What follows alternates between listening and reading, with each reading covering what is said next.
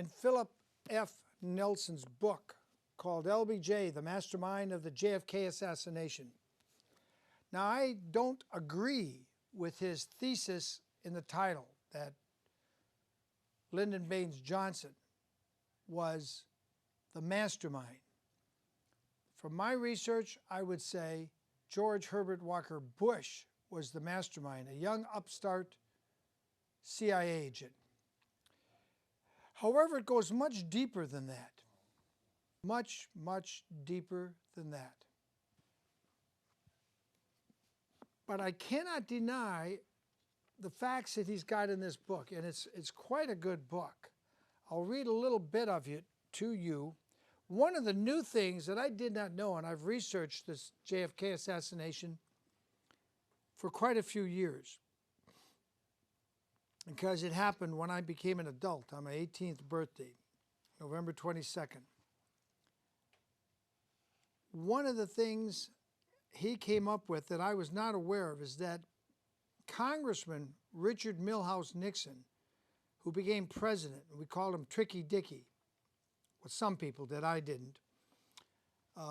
Tricky Dicky had a man working for him when he was a congressman called Jack Ruby.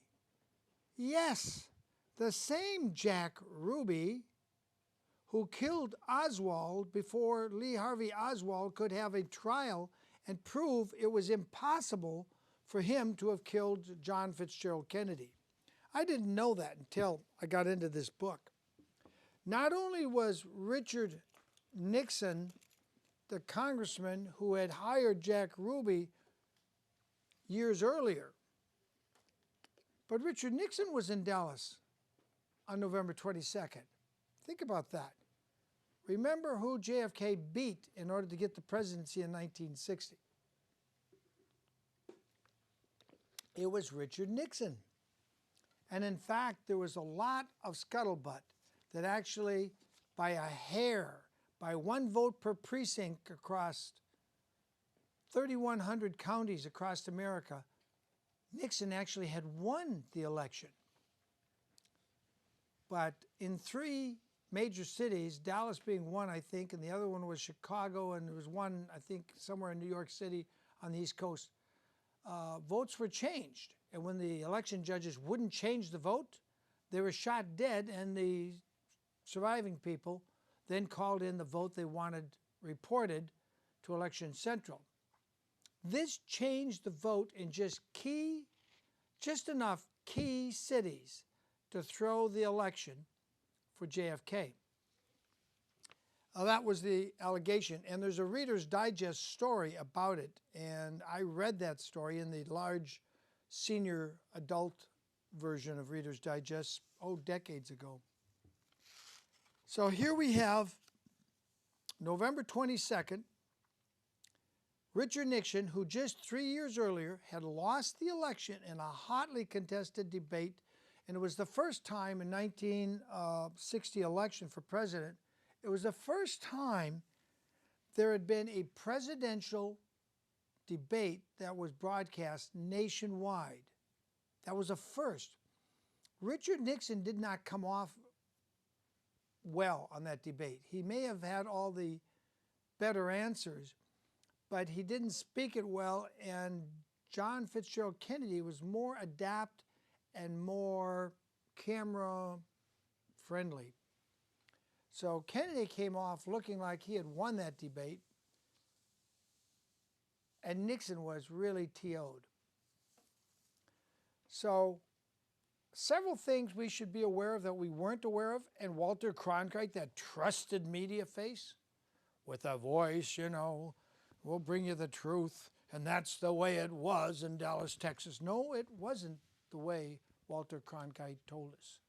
Or that other guy from ABC, or all the other major network media people that have pushed and pushed the single shooter. Oswald did it. Oswald could not possibly have done it. It is absolutely factually impossible for Oswald to have done it.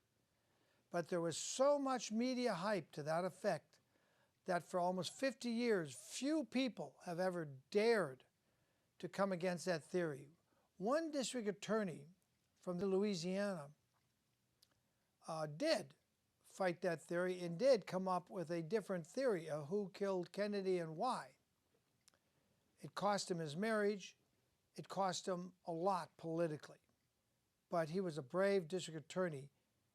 But I never could understand just why he was so concerned coming out of Louisiana.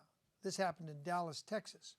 But the one key thing, you can look at the Zapruder film, go on YouTube and look at all the films of the Kennedy assassination. You see people lined 4 and 5 deep while the motorcade is driving on the scheduled and announced route where people were showing up just to wave at Jack and Jacqueline Kennedy and Governor Conley. Then it does a detour off the main track. It does a detour loop by the book depository building where there's almost nobody on the side of the streets.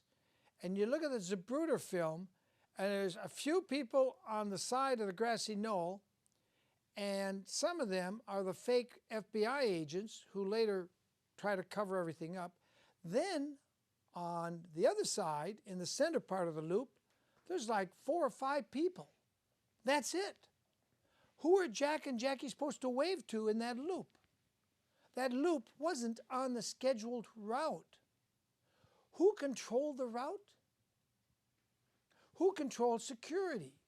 If you look at some of the films and photos, some of the windows are open in the buildings in what we now call the kill zone in front of the book depository.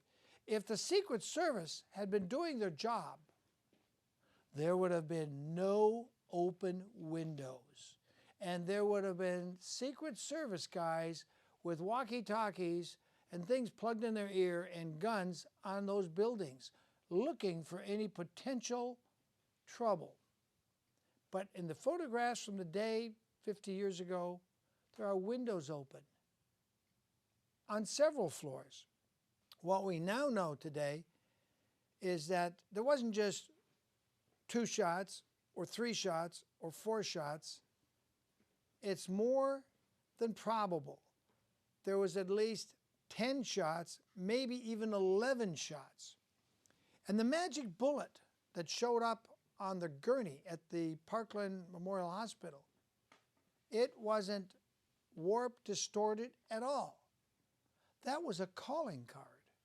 That was a signature from an assassin group saying, "We took you down." And they dropped the bullet on there. I'm not going to go into all the details, but I think you'll find the book, LBJ, The Mastermind of the JFK Assassination, very interesting. But I disagree that he was the mastermind. Was he in on it? Absolutely. And I remember as a young man watching, I think ABC or NBC, and there was this woman named Madeline Brown, and she was being interviewed. And she had a picture of her son, who looked a spitting image of Lyndon Baines Johnson. This was his mistress, and she said he woke up a week before the assassination, pounded his chest, and said, "Next week I will be president."